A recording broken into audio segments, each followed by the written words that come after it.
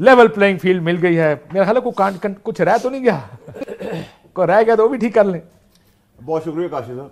एक तो ये कि सर मैंने तो आपके प्रोग्राम में बाकियों के भी बहुत अरसा पहले कहा था कि ये रास्ता खुल गया है, अदालती निज़ाम बाहर भेजता भी है, बुलाता भी है, लीडर खड़े भी करता है, बिठाता भी है, फांसियों पे भी चढ़ाता है, अंदर भी करता है, बाहर भी करता है, सब कुछ करता है, क्वालिफाई भी करता है, डिस्क्वालीफाई भी करता है। और अब भी मैदान बिल्कुल खाली है, उन्होंने अकेले दौड़ना है। उसके बाद भी अगर तीसरे चौथे नंबर पे आते तो ये मेरा कसूर नहीं, नंबर एक। नंबर दो कि हम जरा फैक्ट्स के ऊपर आ जाए। और क्योंकि हमें फायद ईसा साहब की शक्ल में चीफ जस्टिस साहब मिले और उनकी फैमिली को ह्यूमिलेट किया गया, क्योंकि वो एक आदमी था जो खुद मुख्तार, ईमानदार था, दलेर था, खड़े होने की कोशिश की निज़ाम में, तो उसको गिराने के लिए पाकिस्तान की पूरी सिस्टम लग पड़ता है उसके पीछे। वो फिर भी खड़े हो गए, हमें भी उस सिस्टम ने गिराने की बहुत कोशिश की, अल्लाह ने हमारी भी मदद की, हम भी खड़े हो गए। तो अब हमें फैक्ट्स आज काशी साहब के शो से ना कौम तक बताने हैं कि इस मुल्क में ये गोरख धंधा हो क्या रहा है। सारी दुनिया को पता नहीं पता नहीं सर, क्लैरिटी होनी चाहिए ना। हम आए बाएं तो करते हैं, उनको भी लेंगे, लेकिन पहले हम एक्चुअल जो है। तो आज अगर फैसला ठीक हो गया है अल अज़ीज़िया केस में, नवाज शरीफ साहब को बाइज्जत इतरामन बरी कर दिया गया है, हाजिर नाजर जानकर और सर झुका, फिर उस वक्त वो फैसला गलत हुआ था।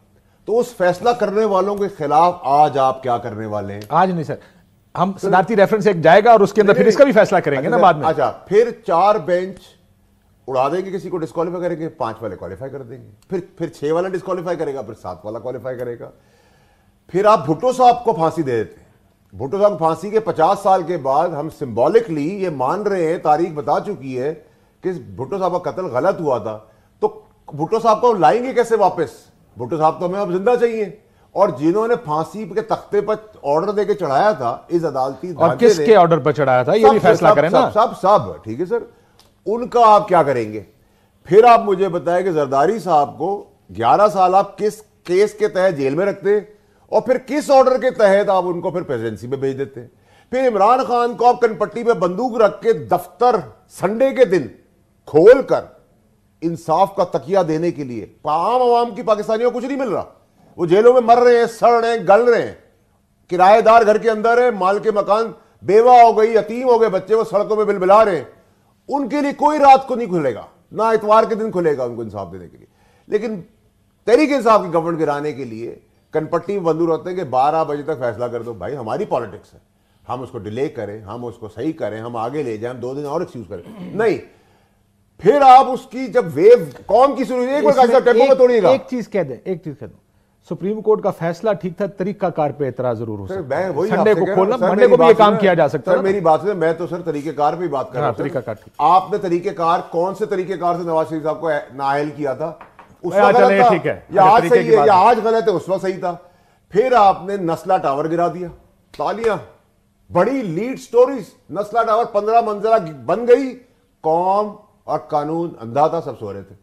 उसका गरीब ने इन्वेस्ट किया, अपनी जमा पूंजी बेच बाज के जेवरात किए, उनके बच्चों को दर बदर करके सड़क पे फेंक दिया। उसका इंसाफ कौन देगा? ना बिल्डर का कुछ हुआ, ना आर्किटेक्ट का हुआ, ना एनओसी देने वाला का हुआ, ना उस इदारे का हुआ, ना उस मिनिस्टर का हुआ, ना उस लीडर का हुआ। पीर ने बच्ची की लाश रेप करके वीडियो बना दी, उसको यूं करके जानवर की तरह देखा कि जिंदा है, मर गई, इंसाफ नहीं हुआ। नूर मुकद्दम का सर का फुटबॉल बन गया।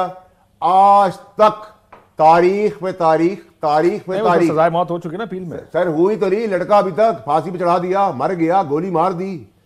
उसके बाद रिकॉर्ड एक्ट के अंदर आपने बिलियंस ऑफ डॉलर का नुकसान कर दिया। सुप्रीम कोर्ट कह रही है उन अरबों रुपए का नुकसान जो कौम की तकदीर से खेला गया, वो नुकसान करने वाले का आपने क्या किया? उसके बाद आपने वो बच्ची जो है जिसका सर खोल के जज साहब की बेगम ने खोल दिया सर, और कीड़े डल गए, टांगे तोड़ के फेंक दिया। उसका 1 मिनट सर, 1 मिनट रुकिएगा सर। नहीं सर, मुद्दा आप सुने सर, आप थोड़ा टाइम दें, आप कौम को बताएं। टाइम 3 प्रोग्राम चाहिए सारी कहानियां करने के लिए। 300 प्रोग्राम करेंगे। अब बात होगी इस निजाम को बदलने की। इस निजाम में आपने कौन सी खलिद छोड़ दी है? फिर आपने आज हमारी शहादतें हुई हैं फौजियों की, तो भाई मैं कहता हूं जो इस मुल्क के ठेकेदार हैं, जिसमें पॉलिटिशियन हैं, लीडर हैं, प्राइम मिनिस्टर हैं, प्रेसिडेंट हैं, अदालती ढांचे के तुरम खान लोग हैं, वो जाएं सेचेंड में 15 दिन रह के ही दिखा दें हमें। उस सर्दी में कुछ करे ना, सिर्फ वहां रह के पिकनिक करके आ जाए, वो भी करने को तैयार नहीं। जब आप अटैक करेंगे उन्हीं शहीदों के ऊपर, उनका तमस्कर उड़ाएंगे, तो फौजी अदालतें उस पर नहीं आएंगी।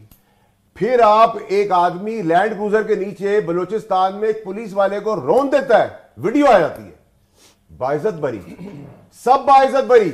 निजाम बदलने की जरूरत है ना बुनियादी तौर पे। यहां से जब तक अब आप आ जाए पीआईए की निचकारी, स्टे ऑर्डर, बिलियंस का नुकसान, स्टील मिल्स बिलियंस का नुकसान, पीआई के जहाज खरीदने, उस पे एग्जीक्यूटिव ने किसी को सस्पेंड किया, बहाल, कोई करप्ट ऑफिसर है उसको निकाल नहीं सकते, ह्यूमन राइट्स। वो भाई जब सब काम आपको आते हैं, इंजीनियर भी आप, साइकिल भी आप, जहाज भी आप, कप्तान भी आप, एंकर भी आप, अखबार भी आप, पॉलिटिशियन भी आप, सब कुछ आप, तो फिर सर आप चलाएं, हमारी मुल्क की तकदीर बदले, हम आपको हाजिर नाजिर जाके देते हैं। इतरामन कहते हैं सर आप लें। अब सर मेरा सवाल चौधरी मंजूर साहब से भी और आपसे भी है कि सर सवाल यह है कि नवाज शरीफ साहब उस वक्त सही थे और आज सही है, और इससे पहले जितने फैसले हुए 65 साल के अंदर, उनमें कब हमें मिलेगा वो टाइम जब हम जजों मुल्क की तकदीर से खिलाफ तबाह और बर्बाद कर दिया है। भुट्टो साहब को जिंदा अगर नहीं कर सके तो उन जजों को साफ करेंगे, उनके बच्चों पर जो करप्शन के चार्जेस हैं उनका एहतसाब कब करेंगे? सादिक और अमीन के सर्टिफिकेट आप कब देना बंद करेंगे? पाकिस्तान में अगर सादिक और अमीन हम नहीं है तो क्या अदालती ढांचे के अंदर सादिक और अमीन है?